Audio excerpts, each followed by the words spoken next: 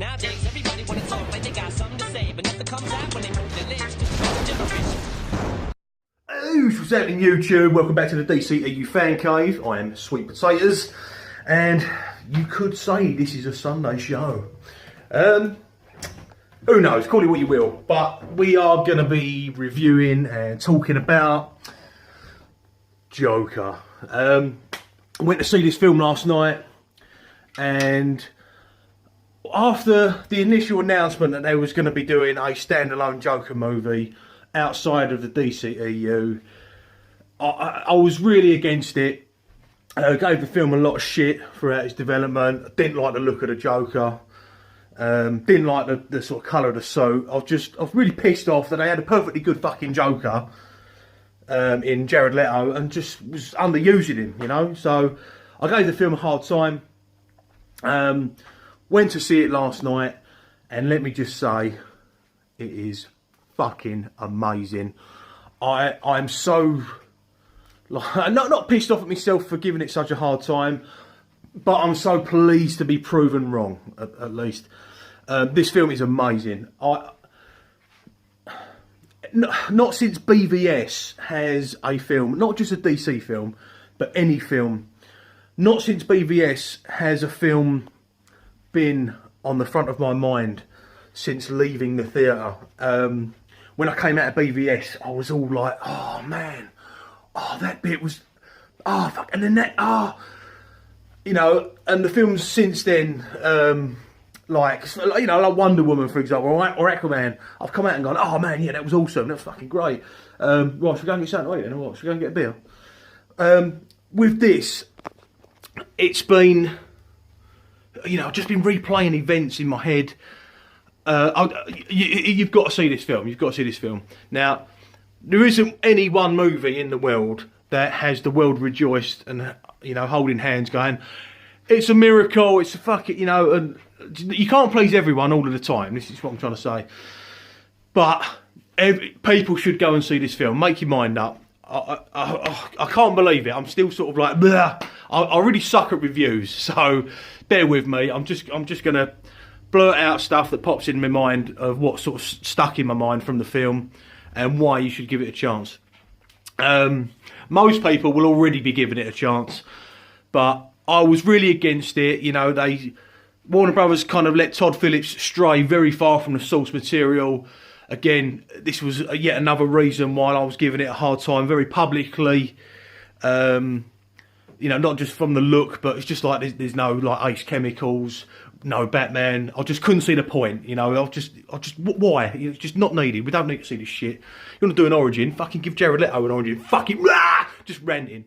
But the film starts off. This is going to be completely spoiler free, so don't panic, guys. It is very much a slow burn, and during these slow burn moments, I had reasonable doubt, thinking to myself, fucking this film is a little bit overrated, I think. However, in hindsight, looking back, these quieter moments are so like character building and necessary for the empathy we feel for the character, which has never been seen with the character Joker. Who can empathise with a Joker? He's a fucking lunatic, the guy.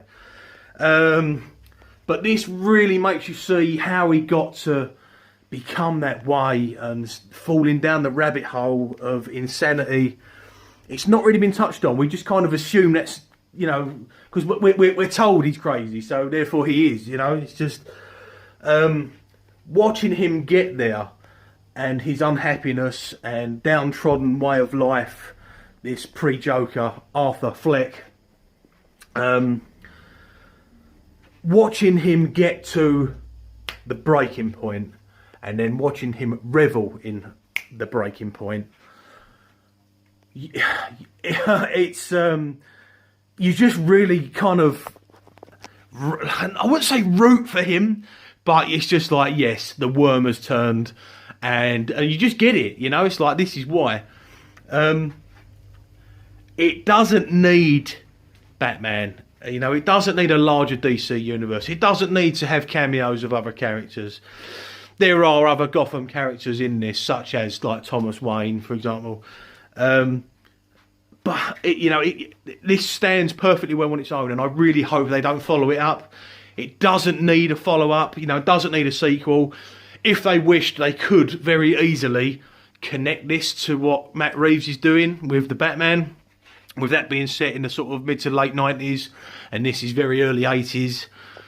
You could possibly collide these worlds together, but I really hope they don't go down that road, because it can kind of undo any of the it's when watching this, knowing that it's a one shot, a one-off like piece, adds to it. It just makes you absorb it a lot more and sort of cherish it.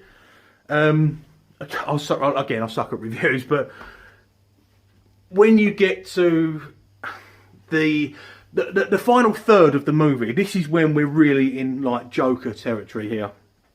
That final third of mayhem is so well earned because of the character development that we've gone through in the first two acts.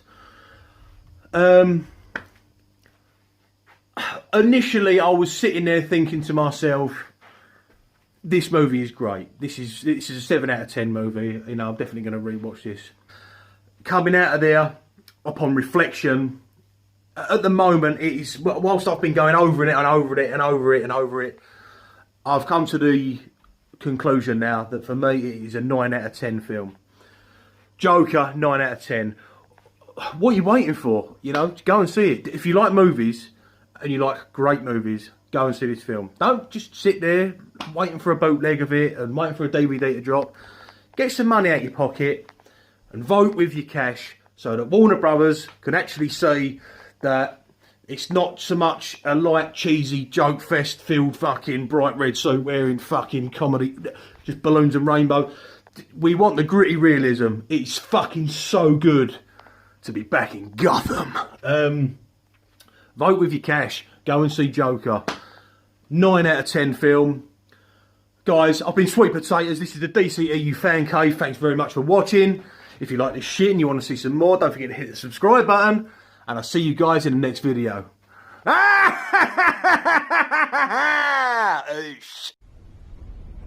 Issue with you. I'll choose with you.